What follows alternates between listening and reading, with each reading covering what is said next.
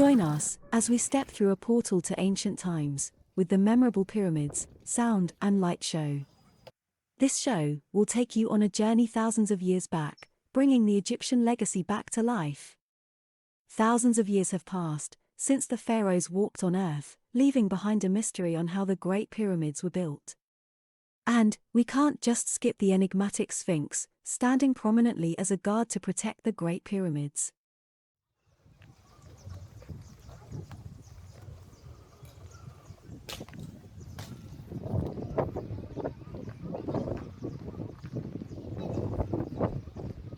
With the sound light show at the Giza pyramids, the pharaonic history is being retold by the Sphinx, unraveling the ancient secrets and mysterious tales. The show narrates the history of those great kings, Khufu, Khafre, and Menkaure. We watched the first show, which was in English, although you can choose other languages too. Tickets were around $25 for a VIP seat, which meant we got to sit in the front row. The show is not on every day, so make sure to plan your visit accordingly. We were there for the 8:30 p.m. show, and the show was approximately 50 minutes. As we were going out, there were people lined up for the 9:30 p.m. show, which was in a different language.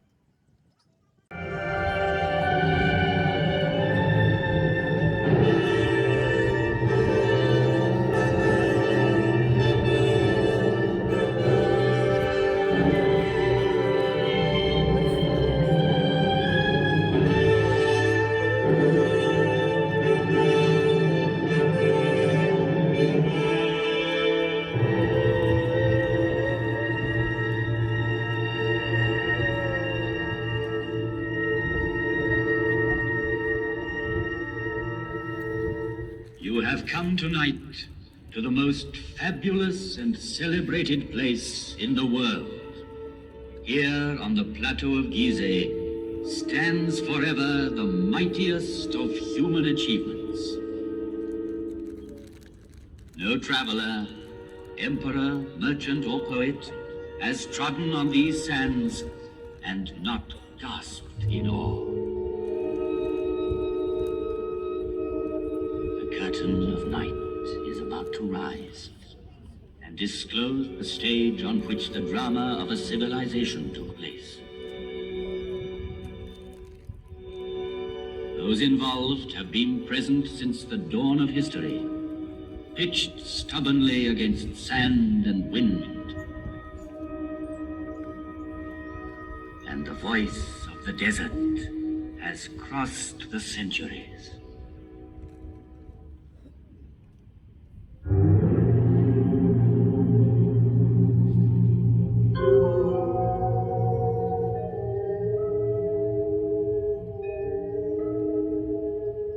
With each new dawn, I see the sun god rise on the far bank of the Nile. His first ray is for my face, which is turned towards him. And for 5,000 years, I have seen all the suns men can remember come up in the sky. I saw the history of Egypt in its first glow, as tomorrow I shall see the East burning with a new flame. I am the faithful warden at the foot of his Lord. So faithful, so vigilant, so near him that he gave me his space for my own. I am a pharaoh's companion, and I am he, the pharaoh. Through the ages, I received many names from the people who came to me in adoration. Oh, Hamakis, you are my life's safeguard. Horus, protect me, oh great God, that I might see you every day. Lord of the desert, Lord of the heaven, Sovereign of eternity. but the name which has remained with me is that given to me by a Greek traveler, the father of history, Herodotus. He called me Sphinx, as if I were from his land. And that name is now mine. Close to the Nile, I watch over the plateau of Giza, over all its monuments of modest or fantastic height. They are tombs.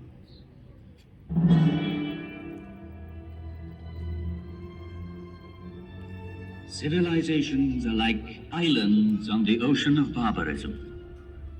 Over this one, the Sphinx has gazed and watched for 5,000 years.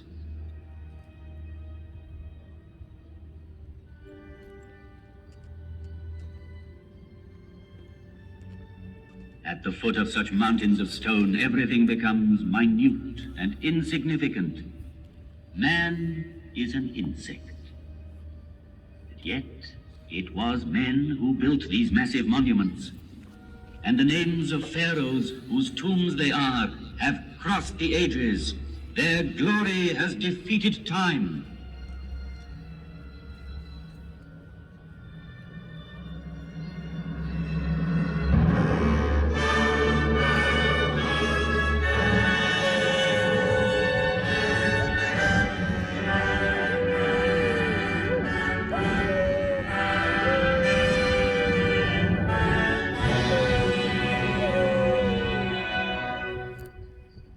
This is the tomb of Cheops, pharaoh of the 4th dynasty, 4,500 years ago. Here is the Great Pyramid which he built to defend himself against death. 455 feet high. He achieved the building of the highest monument then known to man. The area it covers is vast enough to hold St. Peter's Cathedral in Rome, the cathedrals of Florence and Milan, Westminster Abbey and St. Paul's. 3 million blocks of stone, some of them weighing 30 tons, were assembled by Cheops' faithful workmen to achieve this fabulous construction. At the center of it, the pharaoh planned his inner chamber, where his mummy was to lie in splendor for eternity. At the foot of this pyramid, in the rock, a temple was built, and there were kept the barges of Cheops, the barges of night. In these large wooden vessels, the dead pharaoh could continue his voyage in darkness towards eternity. But all that remains of him is a small ivory figure, showing a noble face, the nose aquiline, the jaw determined, and the hieroglyphs representing the name he gave to his pyramid. Cheops dominates the horizon. The Pyramid of Khafre. It too bears an inscription, Khafre is great. Yet, out of respect for his father Cheops, Khafre built his pyramid on a slightly smaller scale. Each side of the base measuring 710 feet, the angle being 52 degrees, it reaches a height of 445 feet. The brilliant covering of polished limestone on the apex originally extended over all 4 sides, adding to the magnificence of the pyramid.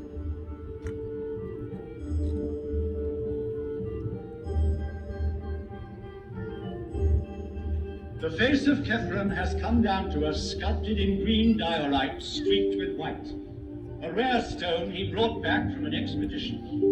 Here he is, close to us, in the guise of the Sphinx, carved in rock near his tomb.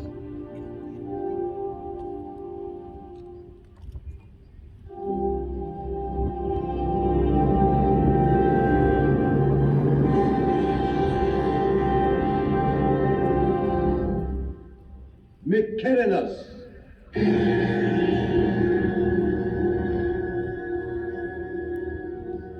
third monumental tomb was soon to complete this immense funeral site of Gizeh and make it one of the wonders of the world. Though smaller, the Pyramid of Mykerinos is perhaps the most impressive for being the culminating point of a vast design. Having built it, the workmen climbed down from its granite flanks and, laying down their tools, looked up with wonderment.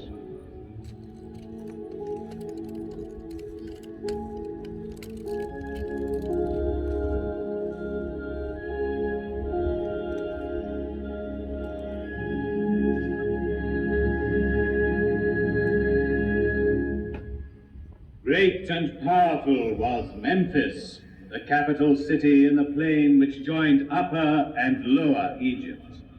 Great and powerful were the pharaohs, who on this side of the Nile built for eternity. Its aim accomplished, the fourth dynasty collapsed.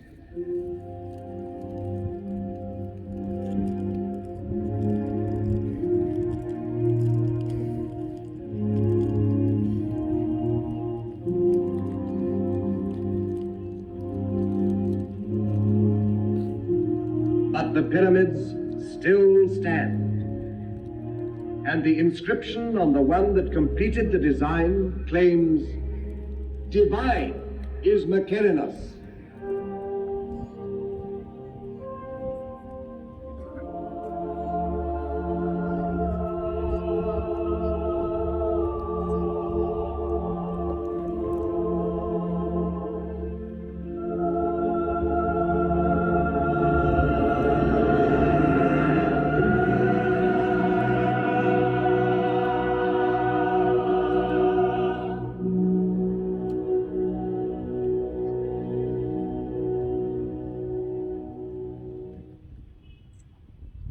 Here 3 pharaohs reign, Cheops, Khafre, and Mykerinos.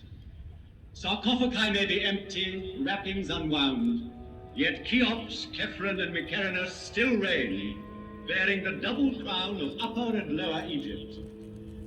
They reign over that court, buried round them, over these small pyramids where their queens lie, over the tombs of their ministers, over the whole hierarchy, sleeping forever.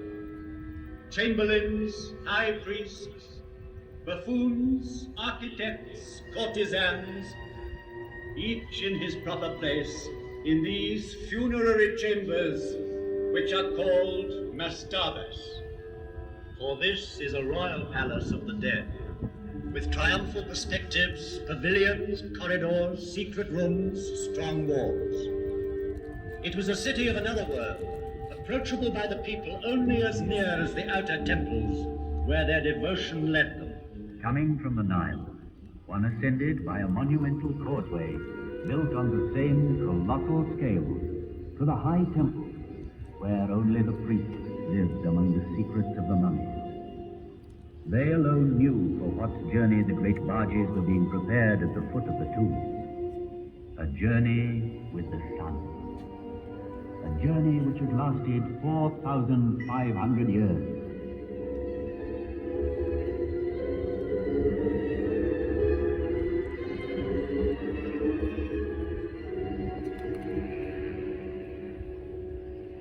In the maze of this necropolis, let us stand by a tomb like 1,000 others, that of the mother of Cheops, and in it, by the litter, marked with golden hieroglyphs, which she had prepared for the eternal journey by her son's side.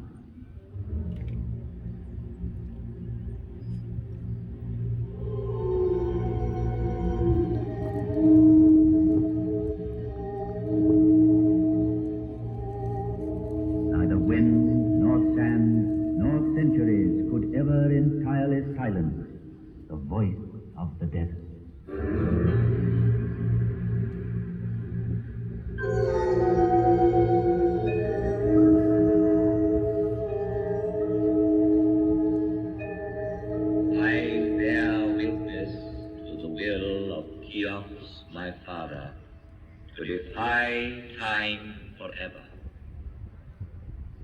I saw Antony and Cleopatra pass, Alexander, Caesar, and Napoleon paused at my feet. I saw the ambitious dreams of conquerors whirling like dead leaves. As my motto, I chose an Arab saying: the world fears time, but time fears the pyramids.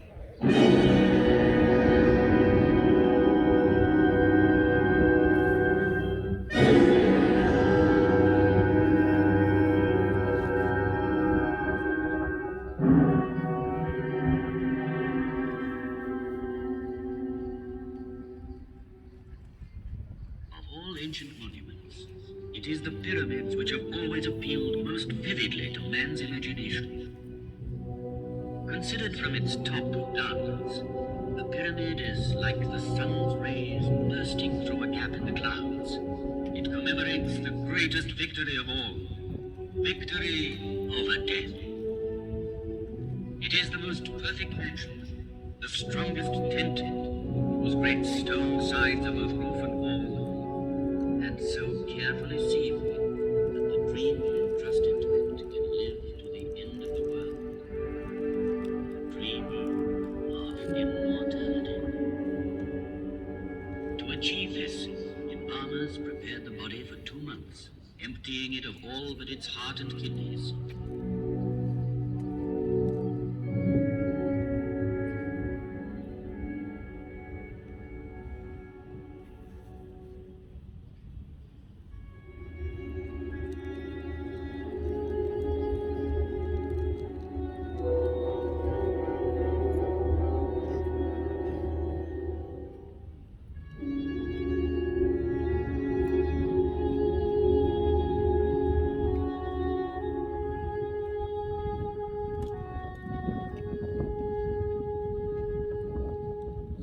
Hidden in the secrecy of its tomb, attended by a whole crowd of statues, provided with all that was necessary for the journey, there, in the sarcophagus, lay the mummy, to be called on by the soul. For alone and without the body, the soul could not go into the night. And from the depths of this tomb still rises the scent of herbs, cedar oil, resin, and myrrh.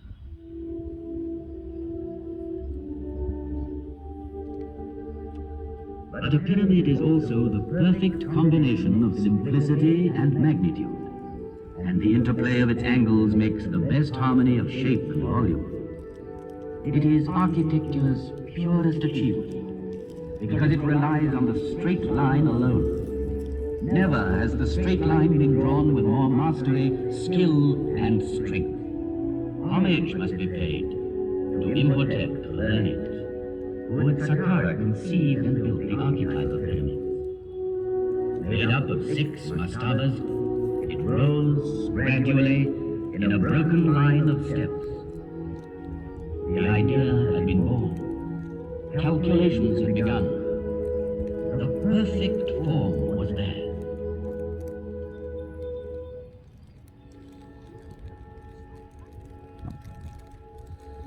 Among all the objects laid by a dead man's side in his tomb, the scribe's palette is undoubtedly the most precious. From it were drawn the hieroglyphs representing the figures which made possible the fabulous calculations ordering these mountains of stone. A lotus flower for 1,000, a finger worth 10-fold, a tadpole for 100,000, and the scribe's 2 hands joined in prayer for 1,000,000.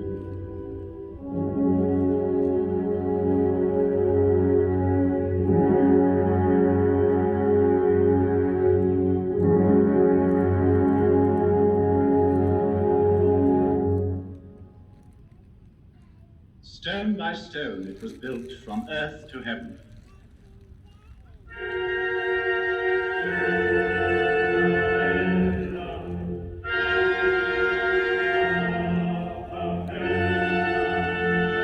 It was built in a pharaoh's lifetime by 100,000 workmen, united in a mighty surge of faith. Each stone averaged 2.5 tons in weight. 3 million blocks were hoisted up and laid one upon the other. The finest ones of pure granite were dug up in the quarries of Aswan, whence they came by boat, carried by the flooding of the Nile. The movement of these great waters drove the farmers from their inundated fields to the plateau of Giza, where they joined the army of laborers and built. These stones were hauled singly on earth mounds, banked higher and higher as the edifice grew.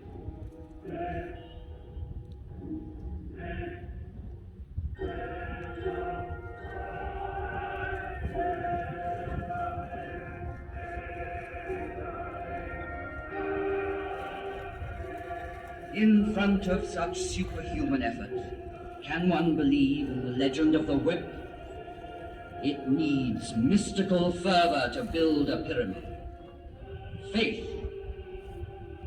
Those who worked here deserve not our pity, but our deepest respect and admiration.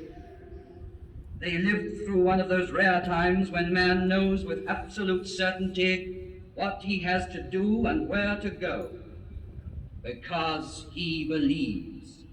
Here man thought that death was vanquished.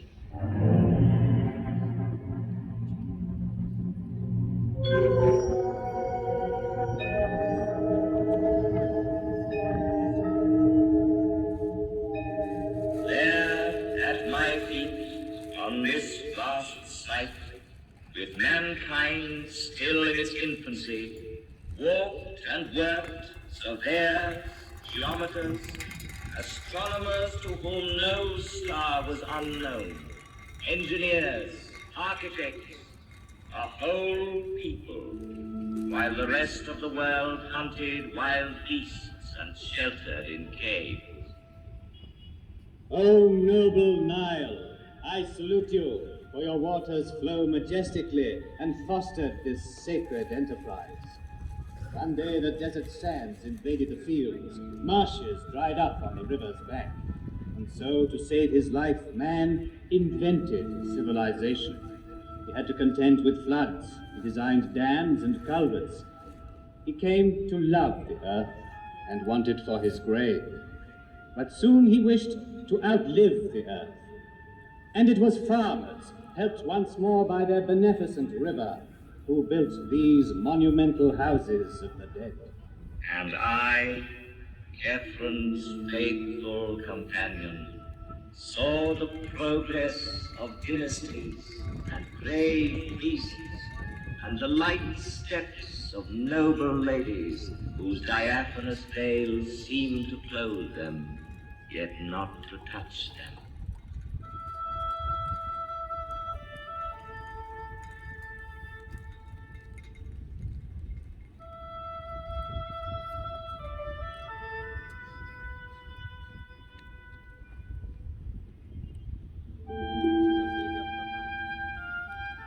Do you remember the story of the falcon that stole a sandal while the women were bathing? He snatched it in his beak and by chance dropped it near a pharaoh who was giving audience in his garden. So slender was the sandal, so small its size, that the pharaoh wished to see the owner. And he married her. And do you remember how a nobleman at the court of Cheops lured his wife's lover into a deep lake by means of a wax figure, and there had him turned into a crocodile by a magician? Wishing to impress the pharaoh with his magical powers, he willingly revealed what he had done, but carelessly too, for Cheops punished the guilty and the boaster equally. On his orders, the courtier was thrown to the crocodile, which devoured him, and the unfaithful woman was chastised. Do you remember, too, a young pharaoh, Amenhotep II? Never had there been an athlete so strong, so handsome, so fine. His shoulders were broad, his waist slender, his thighs were of bronze, and he could tame at will the wildest horse. His exploits are engraved on a stone which he laid before you. Then time in passing left behind like an old monument. Sand was beginning to dote. kept by war in Mesopotamia, Amenhotep II was far away from his land. Then one day, while hunting the lion, a prince stopped to rest in your shadow. And jealously, you gave him a dream and spoke to him.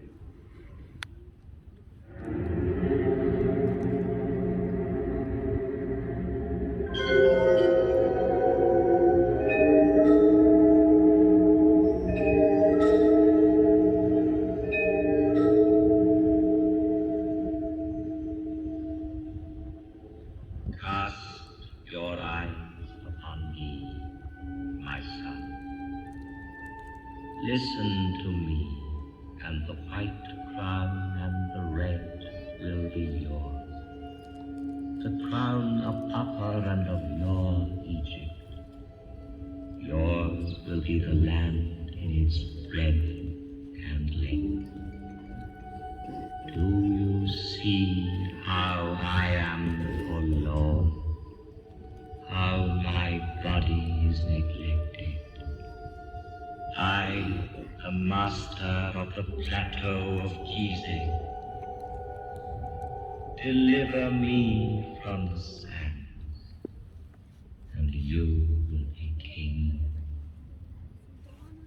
When he woke up, the young man obeyed, delivered you from the sands, was crowned as King Tutmosis IV, and had engraved between your forelegs the dream you inspired him with. And then there was great rejoicing.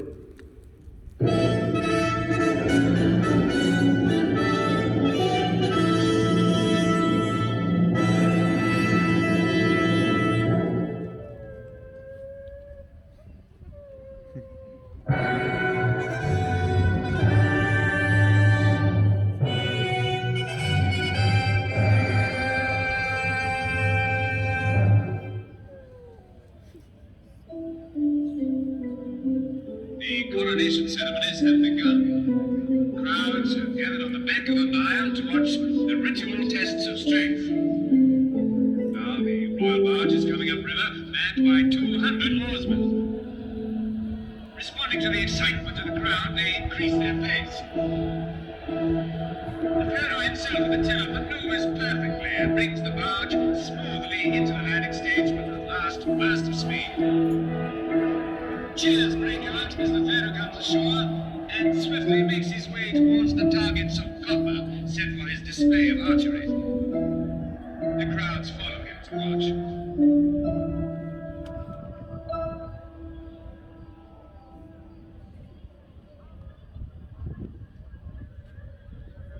Here, while he waits for his bows to be brought, his eye is caught by the bucking of a half-tamed horse, and he harnesses it to his chariot. There's a gasp in the crowd, but the pharaoh is holding the reins tightly and curbing the horse to his will. He drives it round the dais, then brings it quietly back to its groove. The crowd cheers.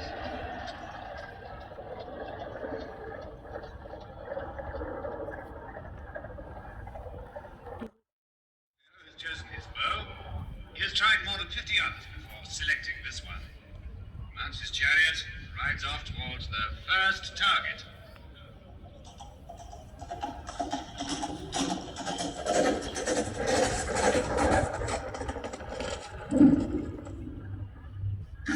The arrow has gone straight into the center.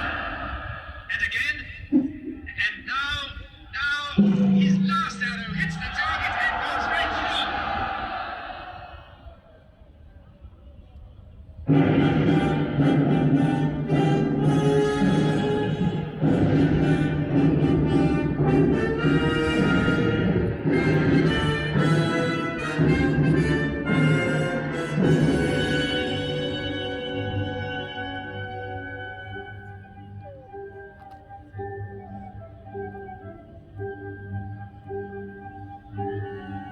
This is his triumph. Standing up in his chariot, the pharaoh makes for the dais where his throne awaits him. The court, the priests, the people present him with praise, incense, and offerings. He receives the double crown and, mounting his triumphal chariot, goes to worship in the temples of Hamakis, Cheops and Khafre. Long live the Pharaoh!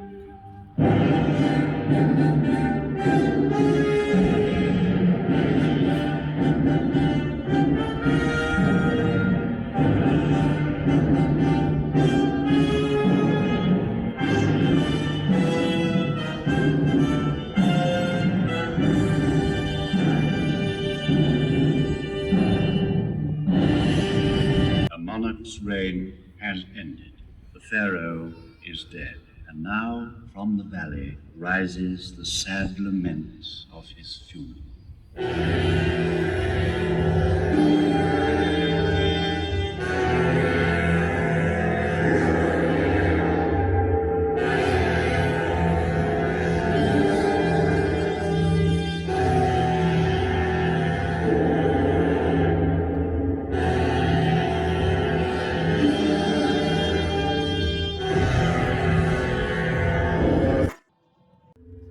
The pharaoh is at rest in his coffin made of wood, adorned with gold and precious stones. The ceremony at the lower temple is over, and ascending the causeway, a funeral procession nears the tomb, escorted by princes, high state officials, and priests.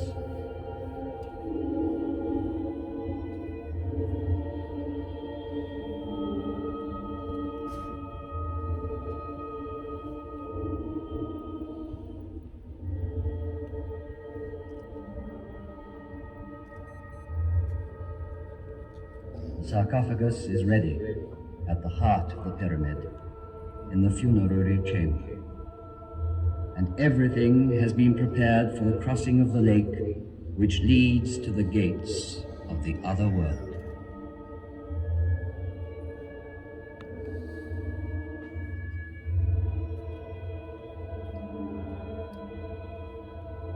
The last slab of stone is going to be sealed with such cunning that it will never be known which part of the wall was the door.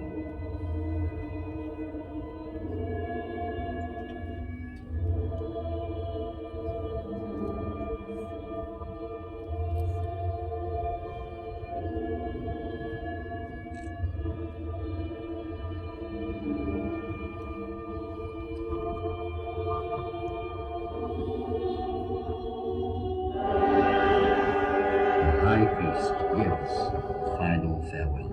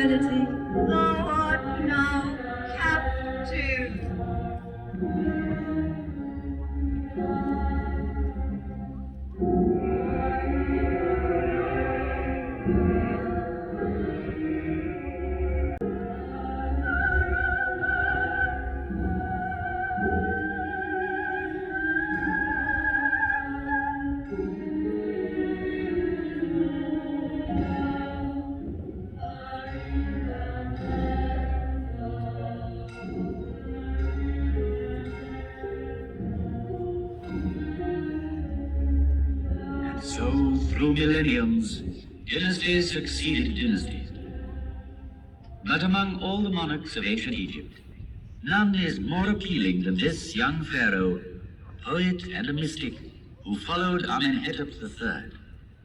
Civilization in its splendor had spread southward step by step, making the valley of the Nile like a triumphal way, bordered by the papyri of learning, furrows of prosperity, terraces of peaceful living, and deep meditating tombs.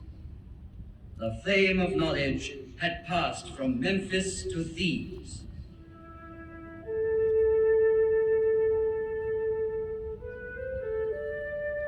Large, pensive eyes, a weak body and girlish softness, such is the strange youth who has been made all-powerful. He leaves Thebes in order to found his own city. He rejects the god Amon and his priests to worship a god of his own choosing, Aton, who is in heaven. And he discards the name of Amenhotep IV to adopt another, Akhenaton, Aton the unique.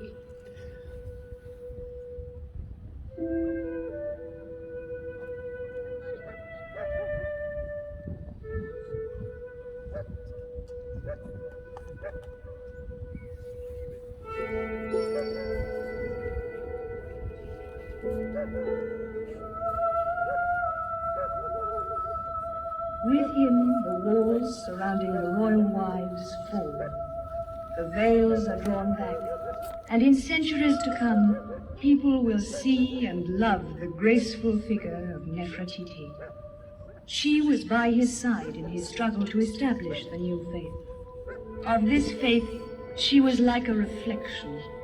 Her radiance inspired sculptors. Thus, the image of her beauty came to us in stone. 30 years old, and he died. 3,300 years ago, he wrote and recited this prayer.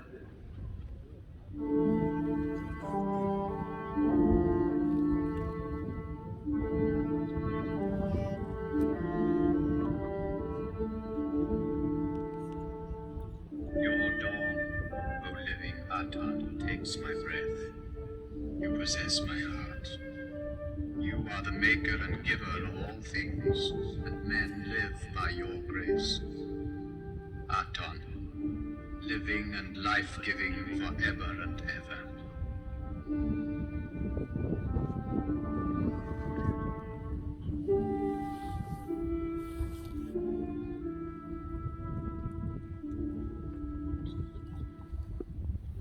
Their love lasted but a season, the time of a bloom called Nefertiti. Yet there is sadness still in the hearts of men. His successor's name was to have been Tutankhamun. He chose to be known as Tutankhamun, after the old god of tradition. Frail and tender, Tutankhamun died not yet 20, after a reign of 6 years.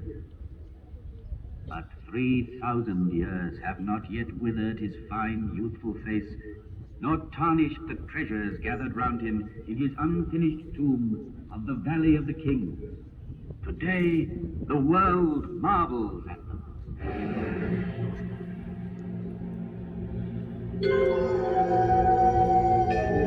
Egypt cannot unmake Egypt.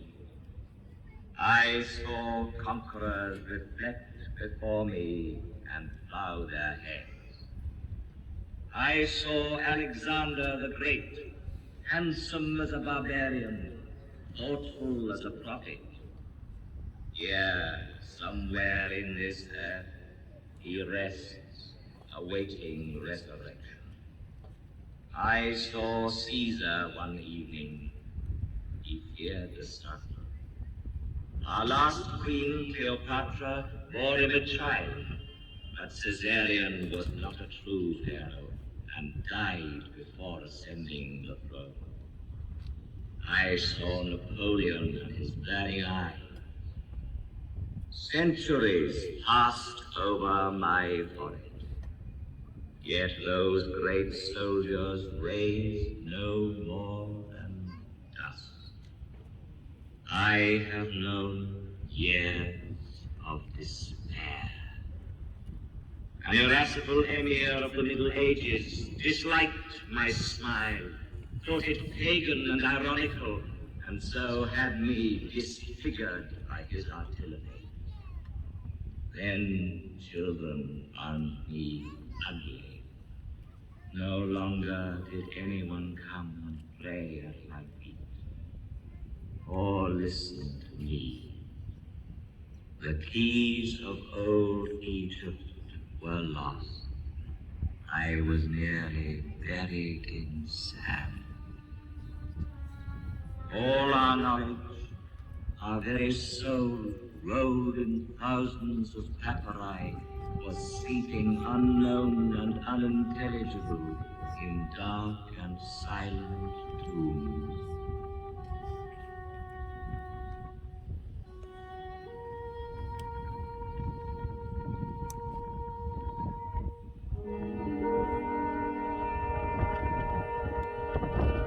Yet the miracle did happen. It was in 1799, near Rosetta. One of Napoleon's officers discovered a stone, a monolith, bearing an edict issued by Ptolemy. The inscription was in Greek characters and hieroglyphs. This was the cornerstone of Egyptology. True, it still remained to interpret its message. First came an Englishman, then a Frenchman, Champollion, the true father of Egyptian philology. He was so inspired as to decipher the lost tongue of ancient Egypt from a few mysterious hieroglyphs. Then it was like a resurrection. All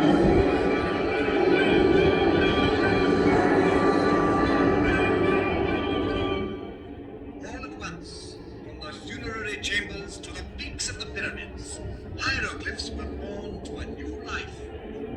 Herons, lotus flowers, fishes, hares, and drakes, the mysterious characters suddenly woke up, fluttered and sang like creatures of the fields as the sun rises.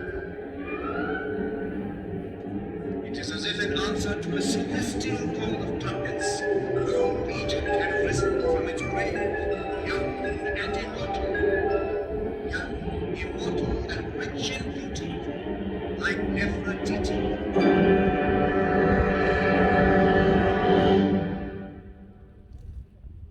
Unearthed from their deep silence, the papyri rustled with 100 voices. They had bloomed on the bank of the Nile. They had crossed through time. And then, 5,000 years later, they unfolded the dramatic story of a civilization. From their leaves even rises the voice of the first schoolboys who struggled to write. They were weary and feared decay.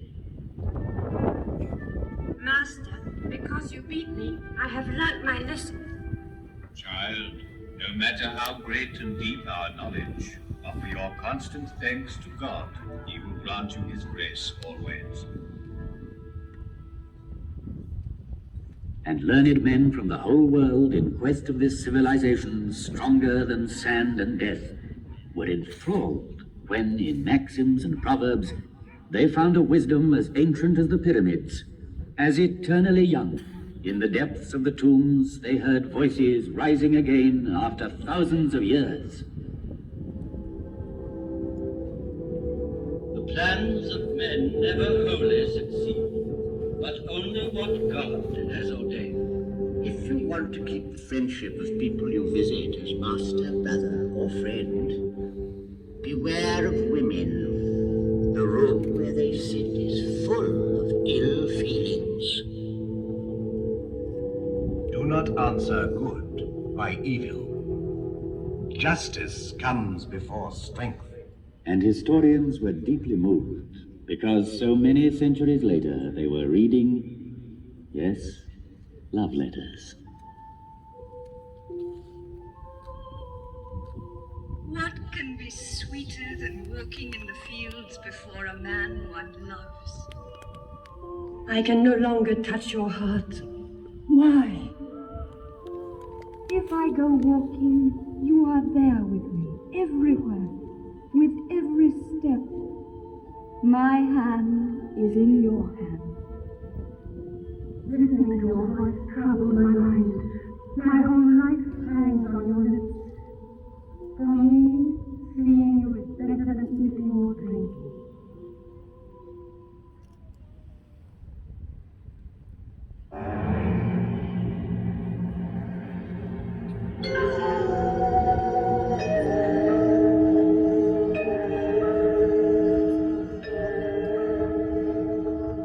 Such was my message from the depth of the ages. girls' voices, the voice of wise men, of children, the voices of ancient Egypt. And if those voices sounded familiar to you, it is because their first echo had already reached you through Greece and Rome, Christianity and Islam.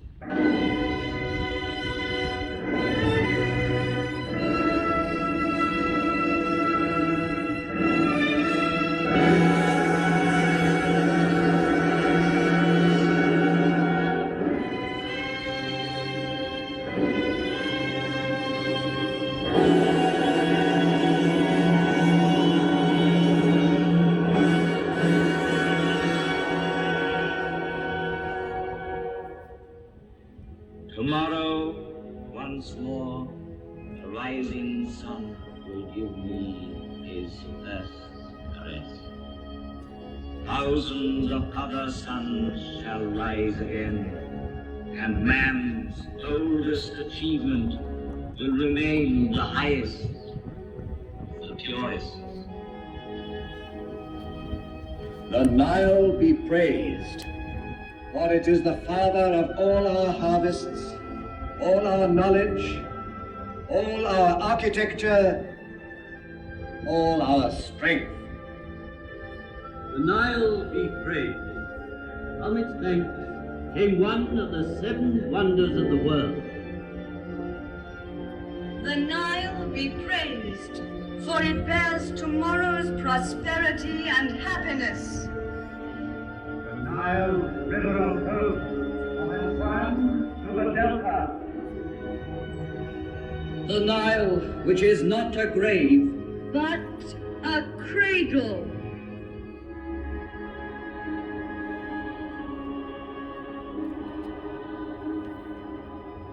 In the course of time, only human achievements crumble and fall.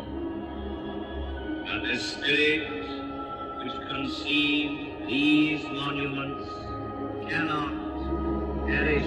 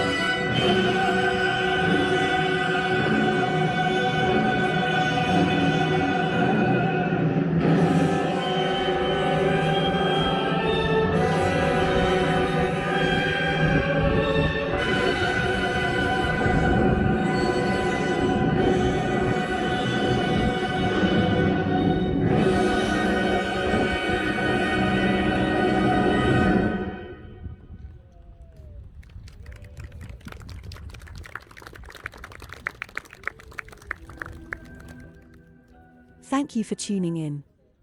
We hope you found this content enjoyable. If you would like to see more videos like this, we kindly ask you to subscribe to our channel. Have a good day.